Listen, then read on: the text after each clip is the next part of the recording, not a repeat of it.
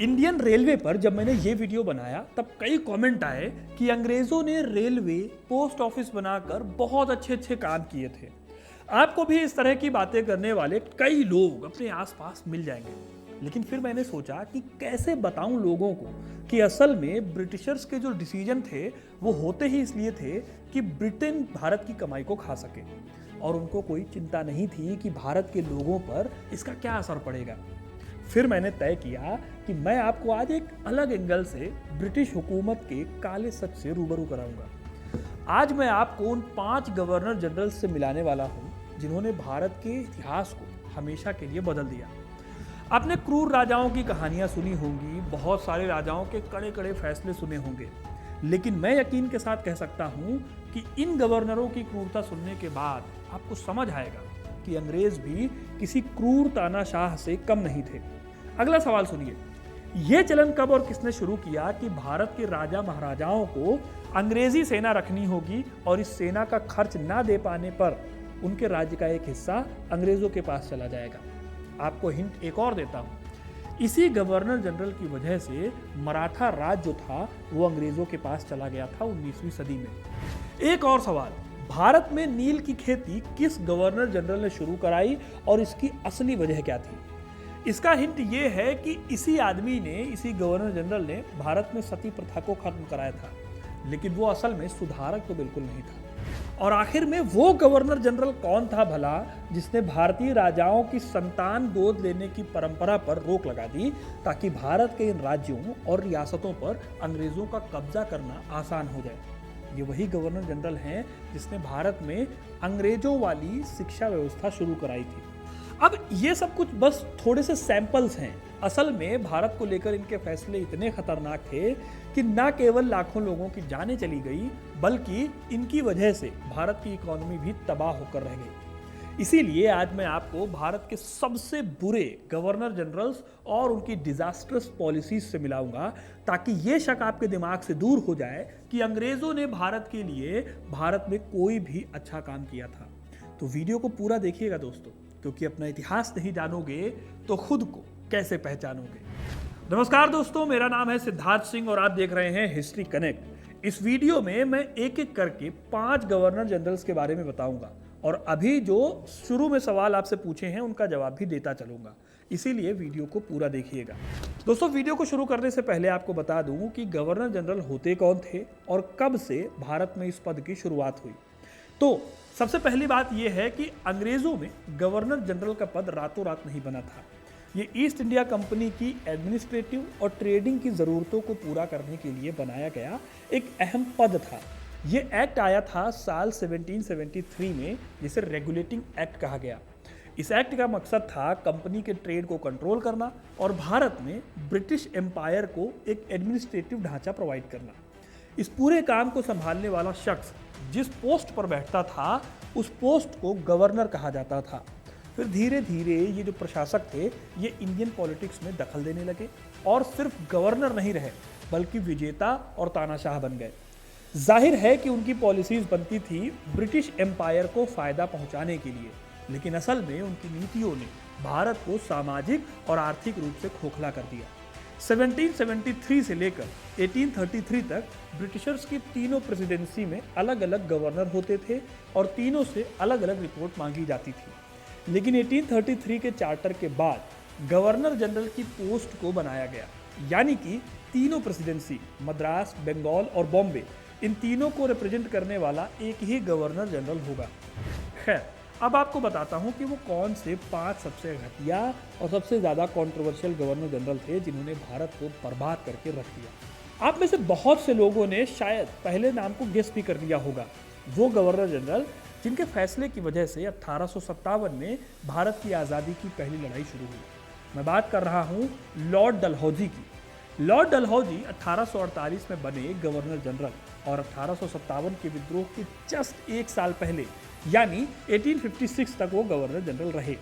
लेकिन इस छोटे से टाइम पीरियड में उन्होंने ऐसे ऐसे फैसले लिए जिन्होंने भारत के इतिहास की दिशा बदल दी। जो भी लोग डलहौजी के बारे में जानते हैं, उनके बारे में पढ़ते हैं, वो उन्हें नफरत और आक्रोश की नज़र से याद करते हैं।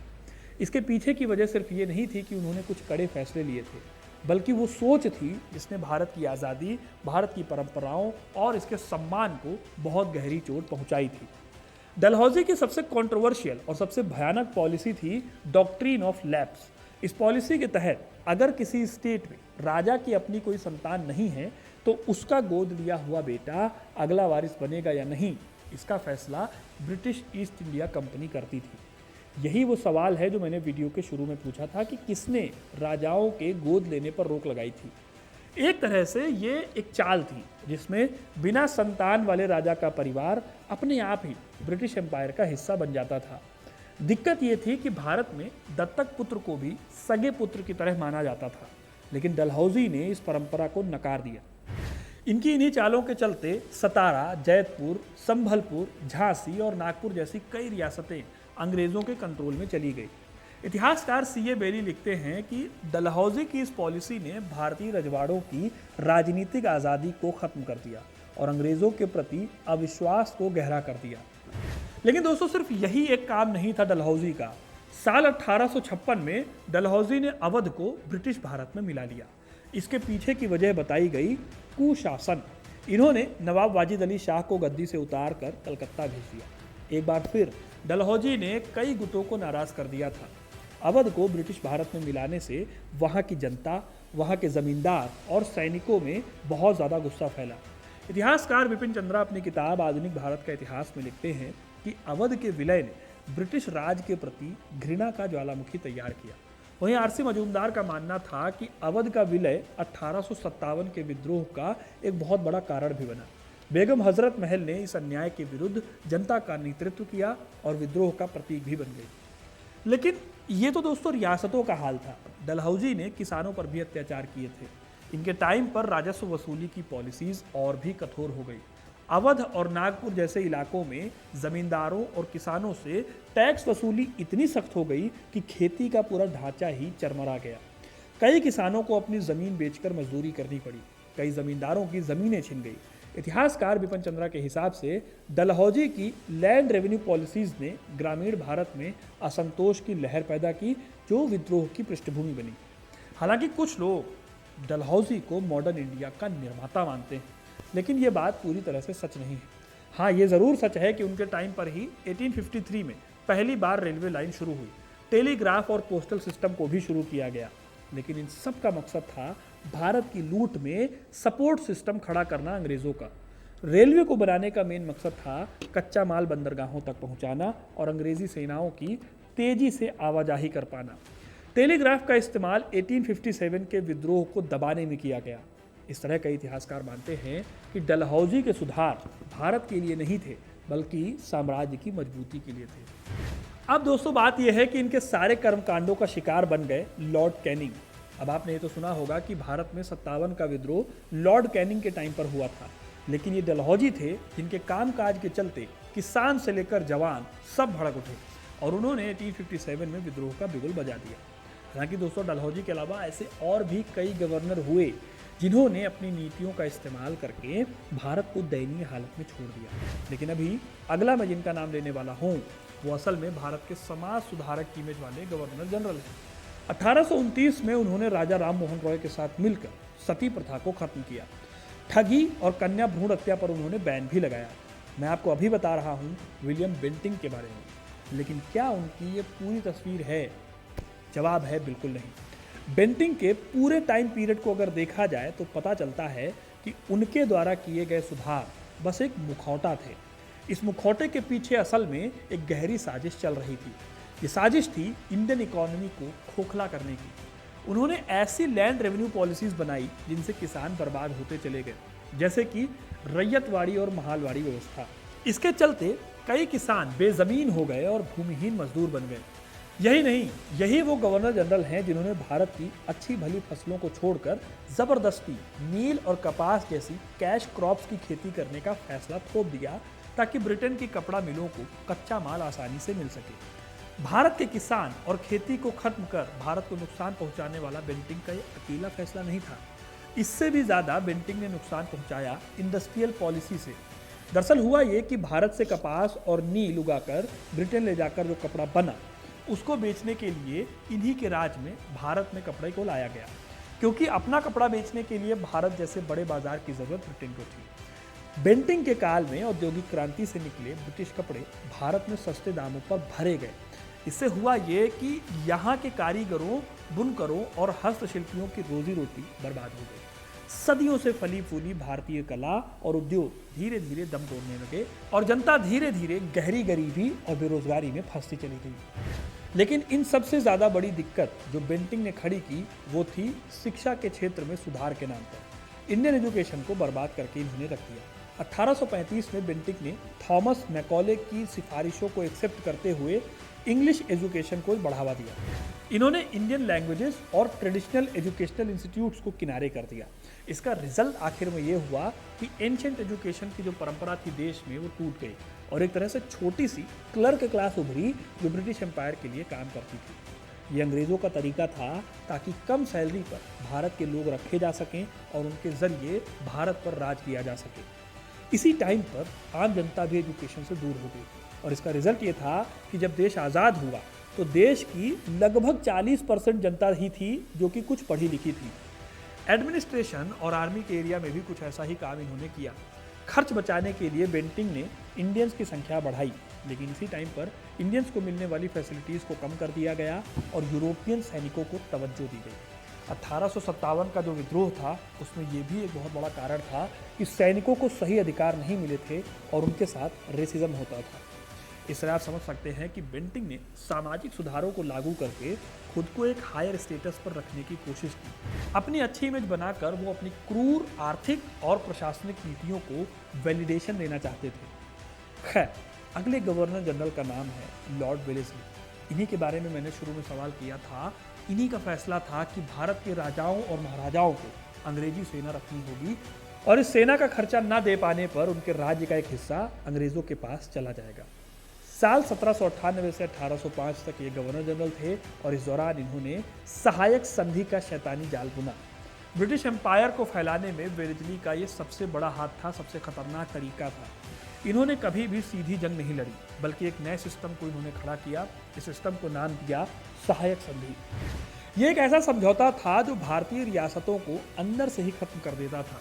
इस संधि के तहत भारतीय शासकों को अपनी सेना भंग करनी पड़ती थी और अपने ही राज्य में एक परमानेंट ब्रिटिश आर्मी को तैनात करने के लिए मजबूर होना पड़ता था। सबसे बड़ी बात यह थी कि इस सेना की मेंटेनेंस का खर्चा भी उसी राज्य का राजा उठाता था। इस संधि के तहत यह भी होता था कि राजा की अपनी फॉरेन पॉलिसी अंग्रेजों के कंट्रोल में आ जाती थी और वो किसी और राज्य से रिलेशन रखने की ताकत को खो देते थे। उन्हें एक ब्रिटिश रेजिडेंट को अपने दरबार में रखना पड़ता था जो हर नीति पर निगरानी रखता था। वेलेस्ली की यह पॉलिसी भारतीय राज्यों की संप्रभुता को चुपके से खत्म करने की एक गहरी साजिश थी। मैसूर के टीपू सुल्तान ने इस संधि को मानने से इनकार कर दिया, जिसका रिजल्ट था चौथा एंग्लो मैसूर युद्ध, जिसमें टीपू की हार हो गई और उसकी आड़ में मैसूर पर सहायक संधि थोप दी गई। ऐसे ही मराठा साम्राज्य अपनी आंतरिक गुटबाजी के चलते 1802 में बेसीन की संधि के तहत इस सिस्टम को एक्सेप्ट करने पर मजबूर हुआ। इस तरह से मराठा साम्राज्य का गौरवशाली इतिहास के अंत की नींव भी रखी गई। अवध भी इसी संधि में से एक था। इस सहायक संधि ने भारतीय राजाओं को नाम मात्र का राजा बनाकर रख दिया, जबकि असली ताकत ब्रिटिश एम्पायर के हाथ में चली गई। इसे आप इनडायरेक्ट रूल कहें या कठपुतली राजा कहें, लेकिन भारतीय राजाओं के पास कोई ताकत नहीं रह गई थी। अब बात करूं तो अगले गवर्नर जनरल थे लॉर्ड एमहर्स्ट। ये जाने जाते हैं बेवजह और महंगी लड़ाइयों के लिए। इन्होंने असम पर हमला किया और यहाँ पर कब्जा कर दिया, यहाँ तक कि वो बर्मा तक सेना लेकर लड़ने चले गए। इनका असली मकसद था असम और बर्मा से टीक वुड के खजाने पर कब्जा करना और उसे निकाल कर ब्रिटेन पहुँचाना। उसी टाइम पर उन इलाकों में से तेल निकालने की भी कोशिश हुई। इनके टाइम पर ही पहला एंग्लो बर्मा युद्ध हुआ। ये जंग हुई थी बर्मा के साथ सीमा विवाद के चलते, लेकिन इसका असली मकसद था ब्रिटिश एम्पायर की सीमाओं को बढ़ाना। आपको जानकर हैरानी होगी, लेकिन बर्मा जैसे छोटे से देश को जीतने के लिए एमहर्स्ट ने इतने पैसे खर्च कर दिए कि ये ईस्ट इंडिया कंपनी के इतिहास में सबसे महंगे युद्धों में से एक बन गया। इसने कंपनी के खजाने पर 5 से लेकर 13 मिलियन पाउंड का भारी बोझ डाला, लेकिन ये बोझ कंपनी ने नहीं उठाया। तो सवाल है कि किसने उठाया? जाहिर है कि एमहर्स्ट की गलती का खामियाजा भारतीय खजाने से वसूला गया, जिससे इंडियन जनता पर टैक्स का बोझ और बढ़ गया।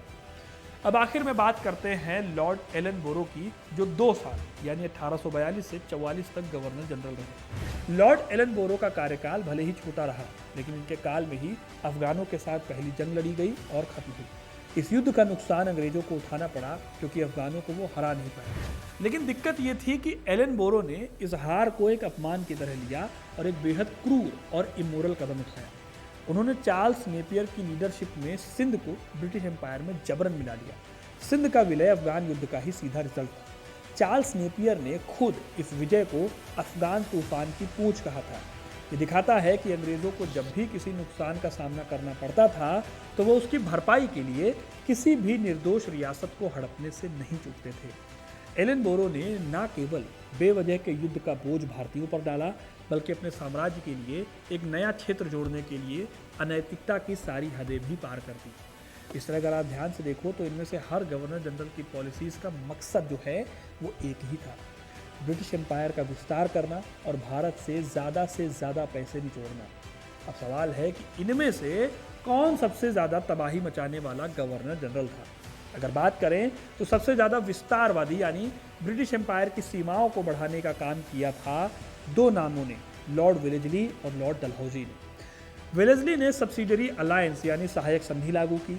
इसके जरिए भारतीय राजाओं की आज़ादी धीरे धीरे कम होती चली गई और उन्हें ब्रिटिश आर्मी पर निर्भर बना दिया गया। दूसरी तरफ डलहौजी ने और भी ज़्यादा क्रूर तरीका अपनाया। उन्होंने हड़प नीति यानी डॉक्ट्रिन ऑफ लैप्स और कुशासन के बहाने सीधे रियासतों पर कब्जा करना शुरू कर दिया।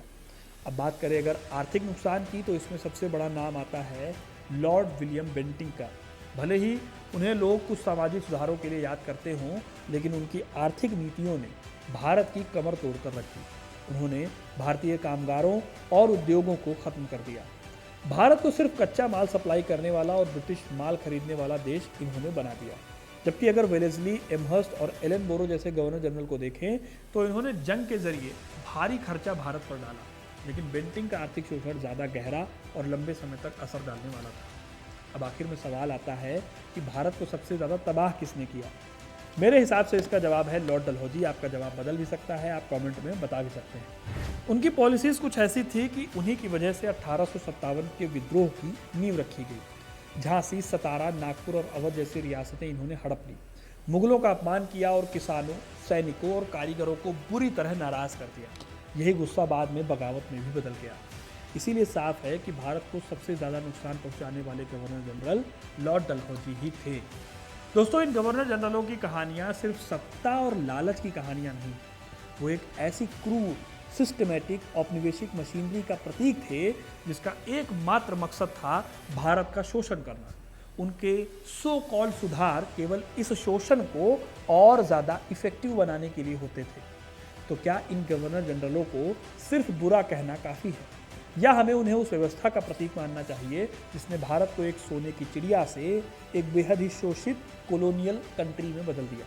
और क्या आज जब हम डेवलपमेंट और मॉडर्नाइजेशन की बात करते हैं तो हमें ये नहीं भूलना चाहिए कि इसकी कीमत आखिर क्या थी? ये सब कुछ हमें कमेंट करके बताइएगा, अपनी राय बताइएगा। और एक चीज़ और मैं आपसे पूछना चाहता हूँ, ये तो हो गए गवर्नर जनरल। गवर्नर जनरल असल में 1857 के विद्रोह के टाइम तक थे। उसके बाद इस पद को बदल कर दिया गया वायसराय। तो क्या आप चाहते हैं कि मैं एक ऐसा वीडियो लेकर आऊं जिसमें मैं 5 सबसे ज़्यादा क्रूर वायसरायज़ की बात करूं, जिनमें मैं ये बताऊं कि उन वायसरायज़ की वजह से हमारे देश पर क्या असर पड़ा और कैसे हमारे देश के करोड़ों लोग भूखमरी में मरने के लिए मजबूर हो गए? अपनी राय कमेंट में बताइएगा। अगर आपको ऐसा वीडियो चाहिए तो जल्दी ही इस वीडियो पर भी मैं काम करूँगा और ऐसी वीडियो लेकर आऊँगा। तब तक के लिए वीडियो को लाइक और शेयर करें। अगर आपको वीडियो पसंद आया है तो ज़्यादा से ज़्यादा लोगों तक इसे पहुंचाएं। और हिस्ट्री से जुड़े रहने के लिए, इतिहास की इंटरेस्टिंग कहानियों से जुड़े रहने के लिए हिस्ट्री कनेक्ट को सब्सक्राइब ज़रूर करें। धन्यवाद।